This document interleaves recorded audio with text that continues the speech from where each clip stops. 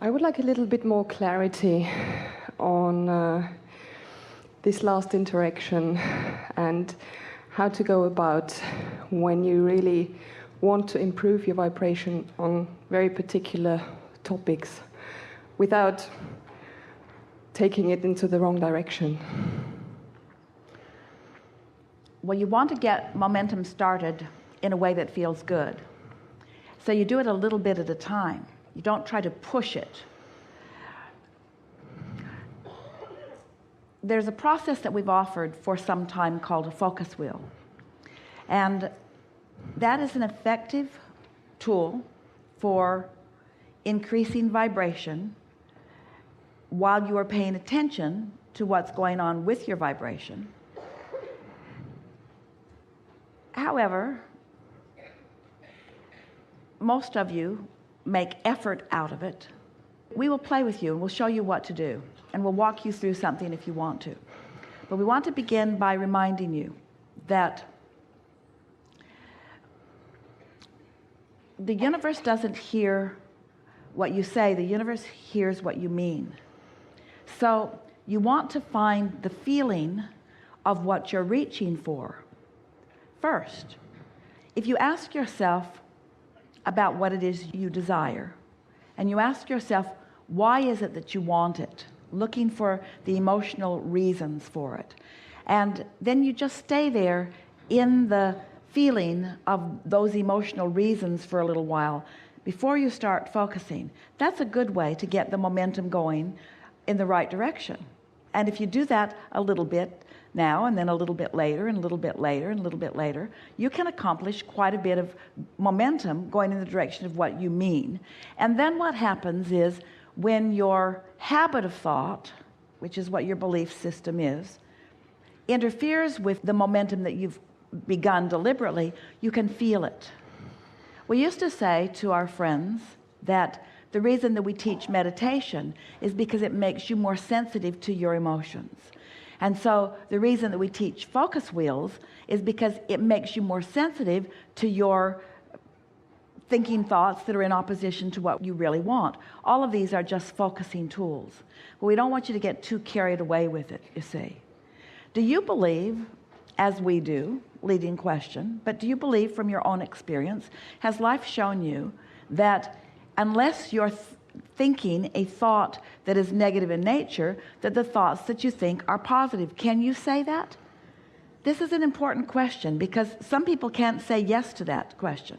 Some people would say, no, if I'm not deliberately trying, my mind wanders in negative places. So we're asking all of you to just contemplate for a moment. Do you think that, let's see, we'll put it in a blunt way. Do you believe that your beliefs are more serving you or not serving you? All of you, think about that. Do you believe, from the practice that you've done and the thoughts that you think, in other words, do you find yourself easily appreciating people and experiences and things? Do you find yourself easily looking for the best in things? Do you find the positive aspects are the things that you're more leaning toward mostly? Mostly. Well, if the answer to those questions is yes, yes, yes, yes, yes, then you don't have any real work to do other than to be aware of when you're not doing that and then just cut it out. Do you ever get down the road with negative emotion and not know it? No. Do you find yourself ever just deep into negative emotion, completely oblivious to how rotten you feel? Or are you aware? So now the next question is, why are you willing to put up with not feeling good? Mostly because there's some kind of schedule or something I think What's I that have got to do with anything? Can't you feel good on your way to a schedule? Can't you feel good on your way to other things? Are you saying that there are conditions in which you just cannot feel good? Conditions in which I feel that it's more difficult to feel good than in others. Of course, but that wasn't our question. Our question was, are there conditions in which you can find nothing to feel good about?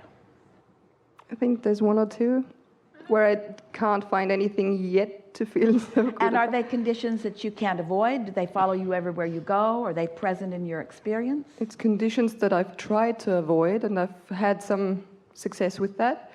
But then sometimes they tend to get reactivated by something I hear. So how is this attempt at being the anomaly in the universe working out for you? Trying to get away from something. How's this exercise in exclusion working? I live in a universe based on attraction, and I'm focused upon that thing that I'm trying to stay away from. How's that working? Let's put it another way. I've been trying to to focus on other things that made me feel good. But that isn't what you said. Okay. That isn't what you said, and that isn't what you meant. It's what you mean now. Okay. Everyone relates, and that really is the point that we are making, is that you can't get there from there. There's still a belief within you that you can avoid something. Well, you can't avoid it. It just comes closer. When you identify something that you want to avoid, you activate it in your vibration, and it just shows up and shows up and shows up until it gains momentum. So how do you avoid unwanted things? You just told us, but say it again. Trying to focus on something else? Focus on something that you do want. And so now we're going to ask you the question, and it's not a trick question. Well, a little tricky. How do you avoid something that you don't want? By focusing upon something that you do want. Is that a hard thing? To focus upon what you want? Is that hard? It is if there's momentum going. But why is there momentum going?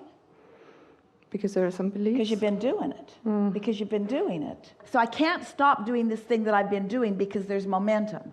And it's harder for me to start doing that other thing because I've got this other momentum.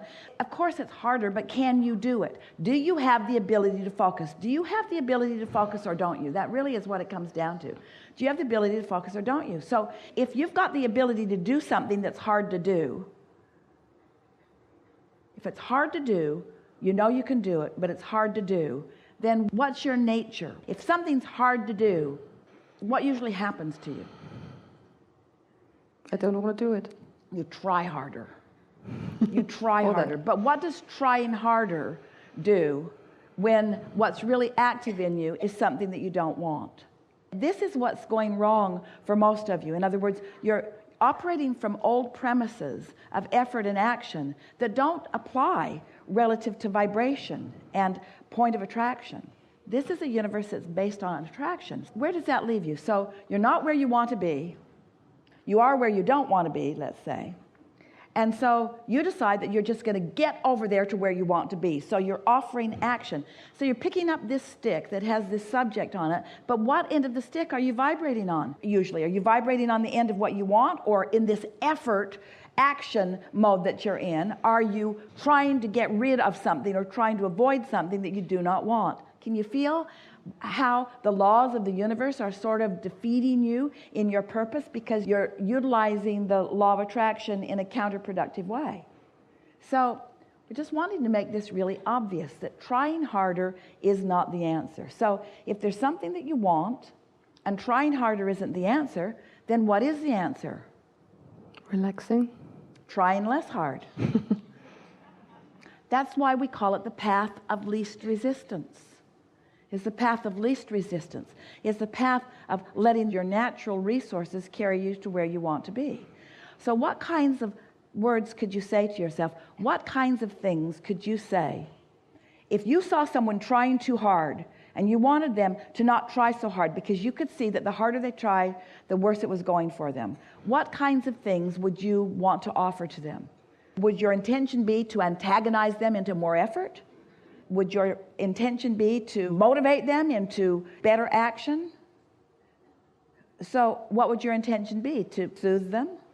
What kind of things would you say to someone, maybe even yourself, who was trying too hard? What kind of things would soothe in a condition like that? Relax, you'll be all right. It's all right. What else? You'll get there eventually. Pretty good. What else? There's probably a solution to this. Pretty good. What else? The solution is in you. You just have to allow it.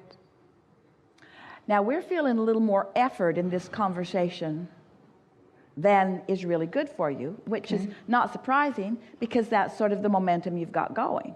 So try to take the effort out of this conversation that you are giving to yourself. Try to try less.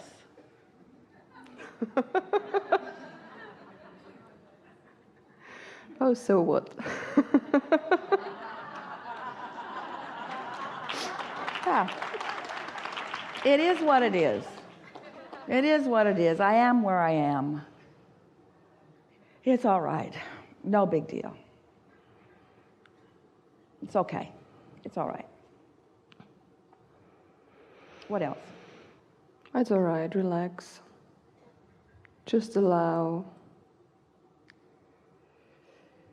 Eventually a thought is going to come that is going to feel better. Because right now I'm not feeling, I can't really think any thought, which is quite all right as well. Isn't that good? It's really good. Tired of shooting myself in the foot. It's going to be all right. There's nothing to do right now. Just give it a rest. Nothing to do right now. Now you're focused a little bit. You can start using stronger words like all really is well. And I know I've put things in my vortex. And I know that source is on my side. And I know that things are lining up.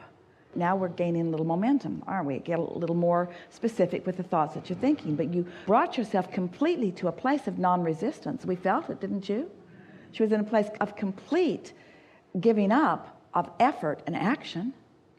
You are no longer trying to fight against anything. You're just sort of resigned, just sort of whole and pure and open and easy about it. And so now you can begin gaining a little momentum. It's all right, and I'll figure it out. And my vortex is full of what I want, and it's coming together, and the energy is flowing. And as you said, it was really good. Eventually, I'll begin perceiving impulses and ideas. When that begins, it will feel really good to me. And until then, all is well. I'm waiting for the impulse. It's a nice place to be, trusting that it's coming, eager for it to come, anticipating that it will come. Doesn't matter when it comes. I know it is coming. It is inevitable. It is completely logical. I've been here before. No big thing. Easy unfolding. Comfortable becoming. Everything's all right. I'm right on track. Nothing needs to be done. I'm not being tested. It's just a matter of figuring out what I want. I'm figuring out what I want. I know what I want. I know I want to feel good. I know I like to be clear. I like the feeling of energy moving. I like the ease of non-resistance. I like the state I'm in. I can feel I've really accomplished what I meant to accomplish. I've created an atmosphere around me that's conducive to receiving good ideas. The ideas are flowing. The realization is coming stronger. It doesn't have to come this red hot minute. This has been good work. This is the best use of my time that I could have offered. Good for me. I'm in a good spot. This feels really good. I love where I am. I like what's coming. All is well. That's not hard, is it? It's not hard.